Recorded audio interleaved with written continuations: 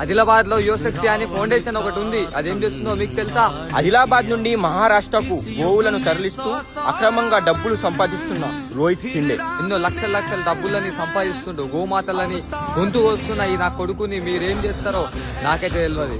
కానీ వెనుకాల ఒక ఫౌండేషన్ పెట్టుకుని అందరి ముందర ఒక మంచి వ్యక్తిలా నటిస్తూ అందరినీ హిందువులని మోసం చేస్తున్నాడు ఈయన. ఒకటైతే గుర్తుపెట్టుకోండి, లక్షలు కోట్లు వాళ్ళు సంపాదిస్తారు గోమాత పేరుతో. గోమాతలని సంపేస్తారు ఈ నా కొడుకులని ఏం చేయాలో మీరే ఒకసారి ఊహించుకోండి. ఆయనకి తప్పకుండా శిక్ష పడేలా ఈ వీడియోని షేర్ చేయండి. ఆయన తప్పకుండా ఈ వీడియోని ప్రతి ఒక్క వాట్సాప్ గ్రూప్ లో అయితే షేర్ చేయండి. ఇలాంటి వాళ్ళు మళ్ళీ ఈ మన హిందువుల్లో రాకూడదు.